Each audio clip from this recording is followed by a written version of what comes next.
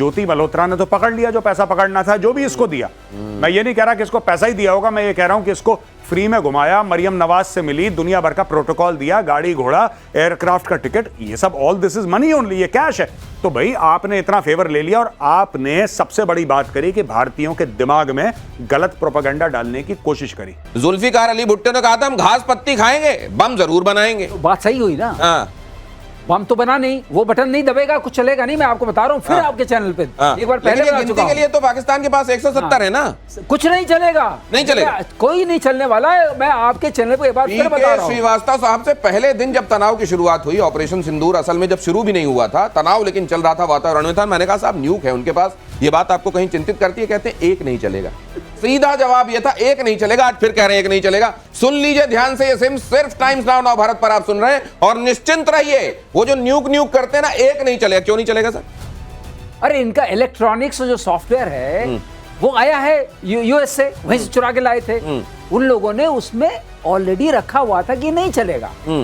तभी आपने एक बीच में एक न्यूज आई थी अमेरिका से कि देयर इज नो प्रॉब्लम। अच्छा, there is no problem, no problem, will take care, will take, we have taken care of, we have already taken care of. अच्छा, वो आई थी जो कि बीच में, चूंकि सोशल मीडिया बहुत एक्टिव हो गया, बड़ी सारी चीजें एक्टिव हो गई, वो न्यूज उसके बीच में जरा सा गुप्त हो गई। तो अब आप सोचिए कि आप किसी की कनपटी पे कोई पिस्तौल लगाकर खड़े हो, हैंड्स अप, ऊपर कर दो, और वो पिचकारी वाली पिस्तौल भी ना निकले, तो ये जो रखे हुए हैं और न्यूक कर रहे हैं, घास पत्ती खाएंगे, बम जरूर बनाएंगे। जुल्फिकार, अच्छा मैं एक बात जानना चाहता हूँ, जुल्फिकार अली भुट्टो इनके हीरो एक समय पे क्या किया था उनके साथ?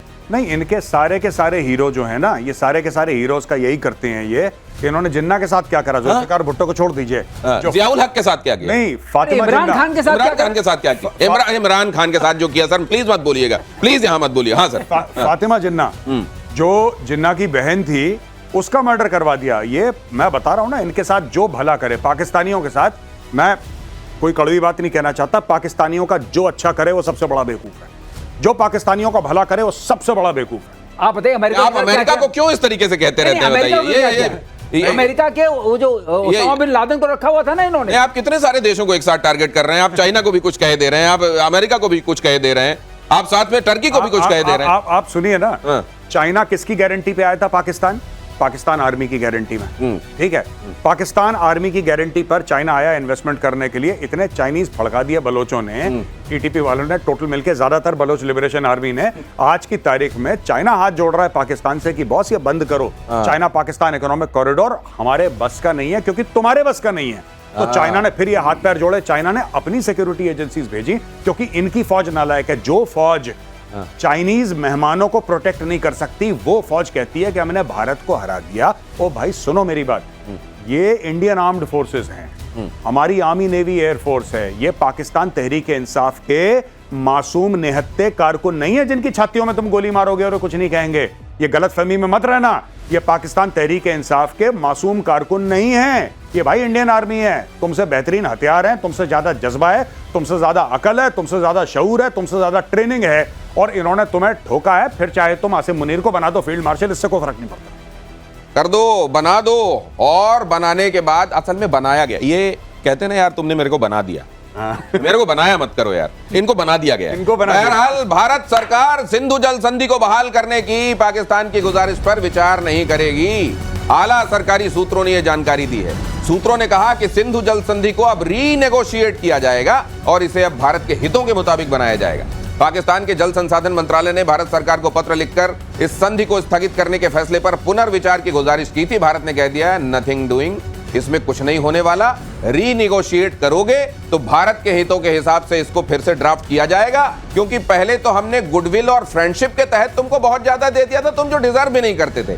अब एक्चुअली हक की बात होगी, जिसका जितना बनता है उस हिसाब से देखें, वो भी करना है कि नहीं वो देखा जाएगा। ये लेटर भी एक बेशर्मी का नमूना है।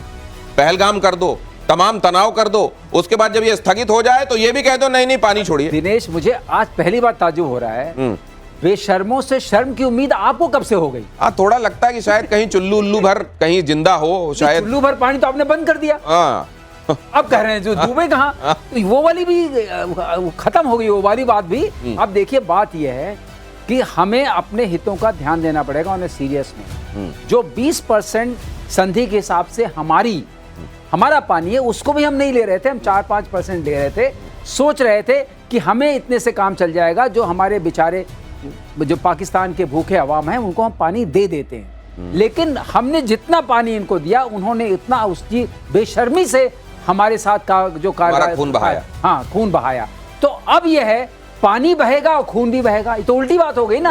आप कह रहे थे पानी नहीं बहेगा तो खून बहेगा, अब तो पानी बह रहा था तब भी खून बहा रहे थे, तो किस बात की धमकी दे रहे हो आप हमें? ठीक बात। और ये खबर देखिए कि चीन की मदद से पानी पिएगा पाकिस्तान। चीन आया एक बार फिर से, कितना पानी पिलाएगा पता नहीं, हो सकता है पानी पिला पिला के मार दे, लेकिन अब चीन की मदद से पानी पिएगा पाकिस्तान। चीन ने डैम प्रोजेक्ट पर काम तेज किया। पाकिस्तान में मोहम्मद डैम बना रहा है चीन, पेशावर की स्वात नदी पर बन रहा है डैम। इससे क्या होगा मेजर साहब? ये इनका एक चीफ जस्टिस था, साकिब ऐसी कुछ नाम था उसका, मैं नाम भूल गया, याद आएगा मैं बताऊंगा। मैं डैम की इनकी कहानियां बताता हूँ, बहुत तगड़ी कहानियां हैं। तो इनका एक डैम था, तो चीफ जस्टिस ने सबसे बोला कि सारे पाकिस्तानी कंट्रीब्यूट करेंगे। सरकार नालायक है। चीफ जस्टिस और पाकिस्तानी सुप्रीम कोर्ट, वो कहता है कि सारे तुम्हारे लोग, साकिब निसार ये कहता है कि तुम्हारे सारे ये जर्नल फर्नल सब बेवकूफ हैं। अब चीफ जस्टिस ऑफ पाकिस्तान बनाएगा डैम, सारे पाकिस्तानियों पैसा इकट्ठा करो। तो किसी ने 10 रुपए दिए, किसी ने 50 रुपए दिए, भाई करोड़ों रुपए लेके अमेरिका भाग गया। ऑर्डर और उसने बोला ऑर्डर, जब तक लोग देखते ऊपर क्या गायब। अच्छा, फिर वो वापस आया अमेरिका से, फिर उससे पूछा कि जज साहब आपने तो बोला था कि डैम बनाऊंगा, आप तो पैसे खा गए। कह रहे नहीं, वो एक्चुअली जितना भी पैसा था वो ज्यादा नहीं था, तो एड वैड लगाने में, अखबार में, मीडिया में खर्च हो गया, वो अब मेरे पास कुछ भी नहीं है। तो वो जो करोड़ों अरबों रुपए इसने पाकिस्तानियों से मांगे थे कि आपको पानी की प्रॉब्लम नहीं होगी, आपको बिजली की प्रॉब्लम नहीं होगी, आपको अनाज उगाने की फसल की प्रॉब्लम नहीं होगी, साकिब निसार जो था वो पैसा वैसा खा के अमेरिका भाग गया।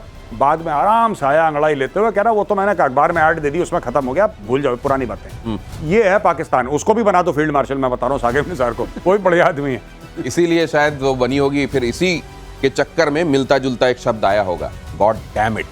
ज्योति मल्होत्रा को लेकर एक बड़ा खुलासा, 3 मोबाइल और 1 लैपटॉप बरामद। दानिश से हुई चैट डिलीट करने का शक, चैट डिलीट होने से ज्योति पर शक और ज्यादा गहराया।